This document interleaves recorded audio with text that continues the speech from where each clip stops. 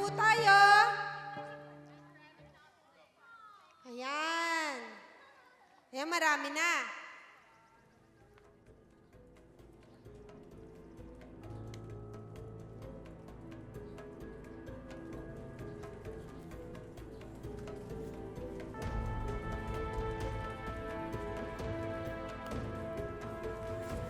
Malapit nang matapos ang palaro. Kumanda na kayo.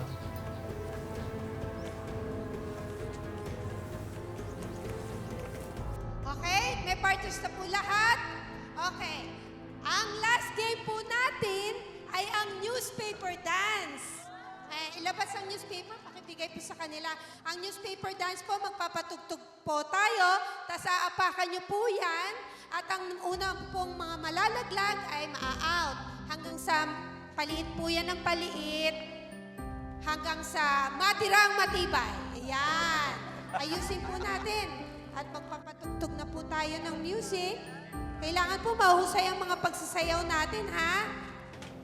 Kumpay, kailangan tayo doon. Tara. Sige.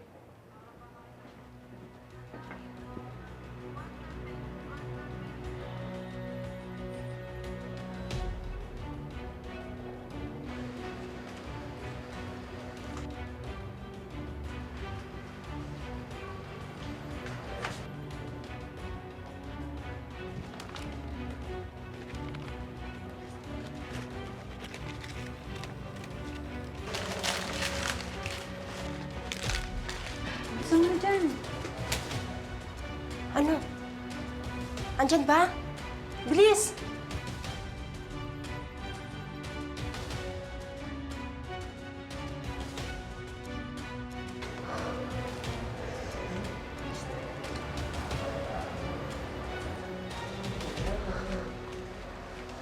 Start na po tayo. Music!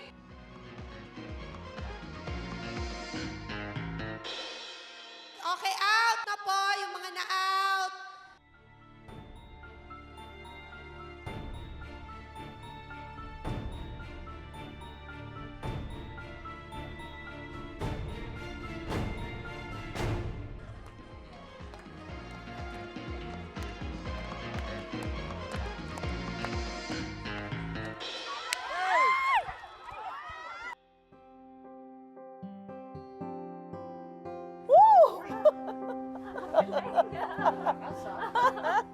Balance talaga is the key.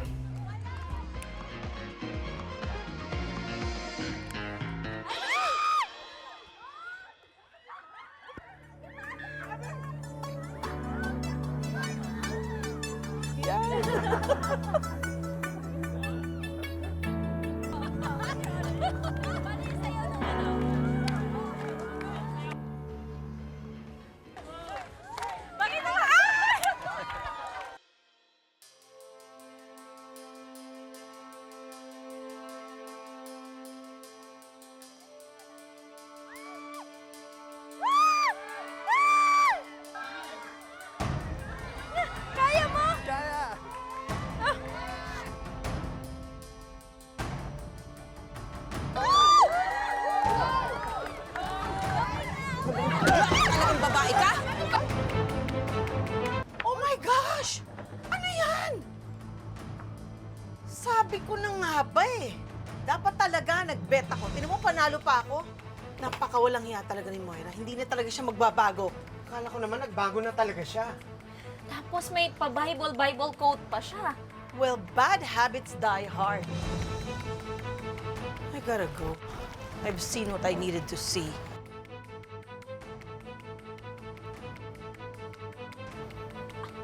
Ano gagawin natin? Ma'am, saan po dito yung medical mission?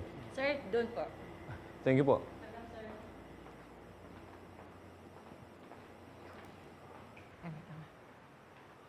Magandang araw po. Excuse me. Nandiyan po ba si Lynette Benitez? Lynette Benitez, sandali lang po Desus, pa ko nga na listahan. Wait lang po. Lynette Benitez. Lynette Benitez. Ay, nandito nga po siya.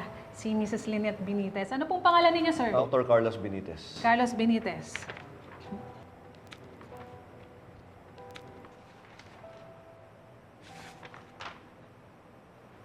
Naku, sir, wala po yung pangalan niyo sa listahan eh. Hindi ko po kayo papapasukin. Bakit hindi? Asawa ko si Lynette.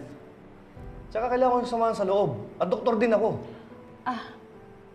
Opo, sir. Pero hindi po kami pwede basta magpapasok ng kahit sino dito. Hintayin niyo na lang, patapos na rin po yung program. I won't risk na magtagal sa loob ang asawa ko. Kasama niyang mga kriminal. At isa pa, nandun ang kaaway niya si Moira Tanyag. Eh, malay mo, biglang sasakin yung asawa ko. Sagutin niyo ba yon? Sir, nakabantay ho ang mga tao namin. May special request din ho para kay Tanyag. Huwag po kayo mag-alala. Hindi po namin papabayaan ang asawa ninyo. Wala akong pake sa special request na yan. Kung gusto mo, tawagin mo yung asawa ko, papuntahin mo dito. Sir, hindi ko kayo basta pwede mag-utos na lang dito, ha? May protocol ho tayong sinusunod. Wala po kayo sa listahan, kaya hindi ko po kayo papapasukin kahit na po doktor pa po kayo. Ang higpit niyo naman. Alam niyo, kung maayos yung sistema niyo, hindi niyo kailangan ng medical mission. Kaya pasukin niyo ako! Sir, umalis na ho kayo. Kailangan ko makita yung asawa Sir, ko! please, umalis Papasukin na niyo ho ako, kayo. please! Please, Papasukin sir. niyo ako! Sir, hindi po pwede. What the hell is wrong with you? Bakit ka ba nakikipag-away? At sa babae pa? Ma'am, pasensya na po. Ako na pong bahala sa kanya. Sorry po. I've never seen you this angry, Carlos. Tsaka bakit ka ba nanggagalaiti? At tsaka bakit ka biglang napasugod dito like some road rager? Alam ko na. Dahil alam mong nandito si Lynette kasama si RJ. Yun ba? Nandito na si RJ? But of course. This is a medical mission conducted by Apex. Eh di natural lang na nandito si RJ. Alam mo, pareho kayo ni Moira. Dapat nga kayo na lang dalawang nagkatuluyan eh. Pareho kayong may mga bulkang tinatago. Ang pagkakaiba nyo lang, yung bulkan ni Moira, pumutok na. Sumabog na, eh yung sayo. Kailan sasabog yan? Don't provoke me, Giselle. Hindi mo ako kilala. Well, I don't want to. I just hope that Lynette is aware na meron kang bulkang tinatago. Or maybe she's already sensed it.